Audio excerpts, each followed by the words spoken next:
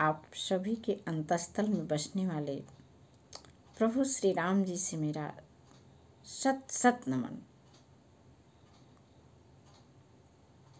आज रामचरितमानस पाठ में एकदम शुरुआत, पहला दोहा, पहली चौपाई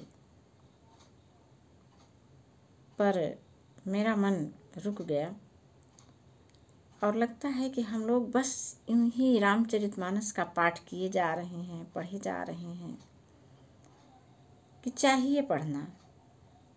अभी हम स्वयं से सवाल करें कि आखिर इतनी देर मैंने पढ़ा, क्या उतारा अपने जीवन में, मतलब क्या पाया, क्या लिया। चलिए, बहुत आसान है, बहुत सरल है, थोड़ा थोड़ा सही, एक एक कदम तो हम चलें और जानें। बस इतना ही जानना है कि हम रामचरितमानस का पाठ क्यों कर रहे हैं, क्यों पढ़ते हैं।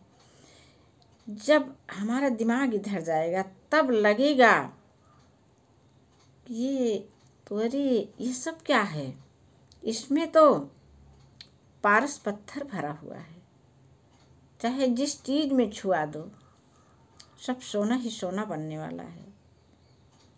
आइए रामचरितमानस पाठ का पहला दोहा, पहली चौपाई।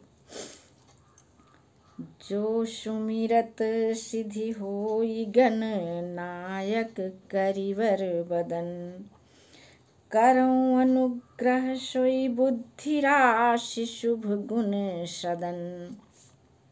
जिन्हें स्मरण करने से सब कार्य सिद्ध होते हैं। अब बताइए, हमने कितनी बार स्मरण किया है अपने कार्य को पूर्ण करने के लिए।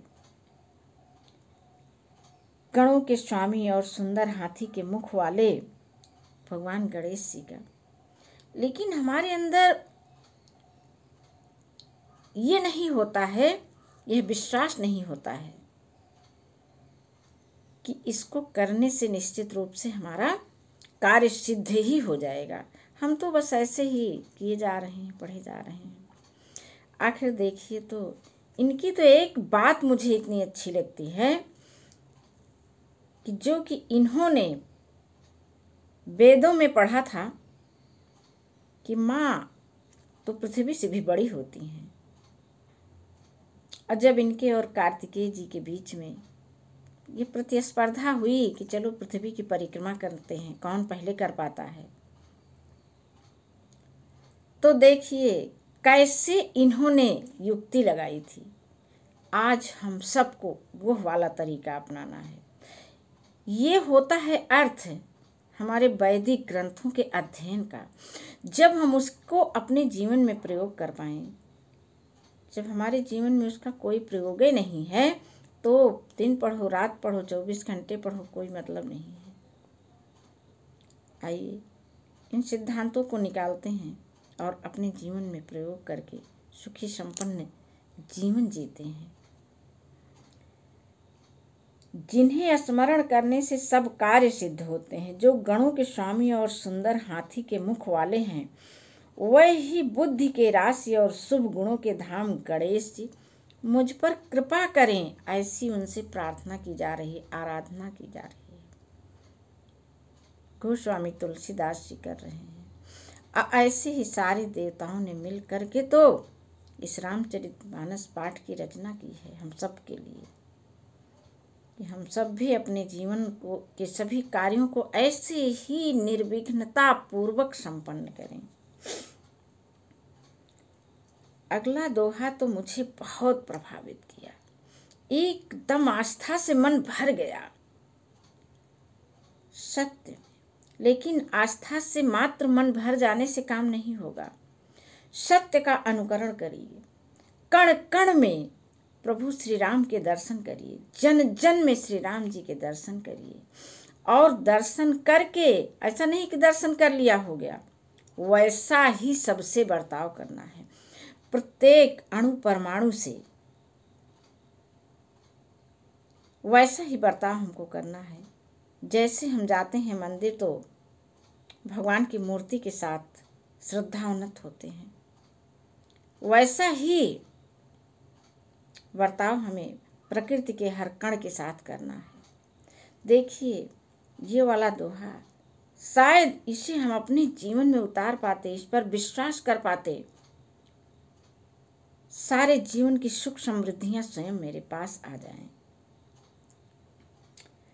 मूक होई वाचाल पंगु चढ़े गिरिवर गहन, जासु कृपाशो दयाल द्रवों सकल कलिमल दहन। इतनी बड़ी शक्ति से जुड़े रह करके और हमें किसी प्रकार के संकट का सामना करना पड़े, कभी नहीं। जब हम इनसे जुड़े रहेंगे तभी हम लोग भी सारे देवी देवताओं से यही प्रार्थना करें कि हम पर कृपा करिए, हमें आशीर्वाद दीजिए। और देवी देवता कहाँ हैं? यहीं सर्वत्र मेरे आसपास, मेरे दैनिक जीवन में प्रयोग करने वाली सारी चीज़ों में सारे देवताओं का वास है। इन्हीं से इनका ही हम प्रेम पूर्वक सदैव स्पर्श करें।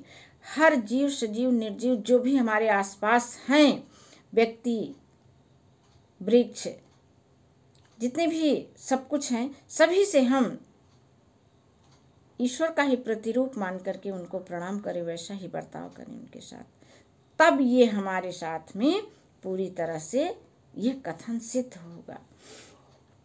मूक होई वाचाल पंगु चढ़े गिरिवर गहन, जासु कृपाशो दयाल द्रवों सकल कलिमल दहन। कितना बढ़िया सार गर्भित अर्थ बताया जा रहा है। सत्य ही तो है। ये हाथ उठ रहा है तो किसके आदेश से? मस्तिष्क के आदेश से। हम बोल रहे हैं तो किसके आदेश से? नारायण के आदेश से। हर व्यक्ति उन्हीं के आदेश से काम कर रहा है।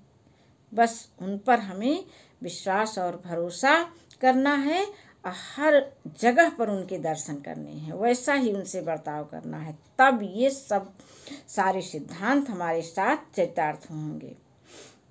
जिनकी कृपा से गूंगा बहुत सुंदर, सुंदर ही नहीं बहुत सुंदर बोलने वाला हो जाता है, लंगड़ा लूला दुर्गम पहाड़ पर चढ़ जाता है। वो कलयुग के सब पापों को जला डालने वाले, कलयुग के जितने पाप हैं वो सब जल जाते हैं जब हम भगवान श्री राम की शरण में हो जाते हैं। दयालु भगवान मुझ पर द्रवित हों, मुझ पर दया करें, मुझे आशीर्वाद दें, ऐसा हम सभी को प्रार्थना करनी है ईश्वर से। तब तो रामचरितमानस पढ़ने का कोई अर्थ होता है, अन्यथा हम चाहे जितना पढ़ते रहें कोई प्रभाव नहीं इसका पड़ता हमारे ऊपर। तो इसे पढ़िए भी और इसको अपने प्रभाव में ले आइए और स्वयं भी इनके प्रभाव में हो जाइए। आज बस इतना ही। जय श्री राम जी की।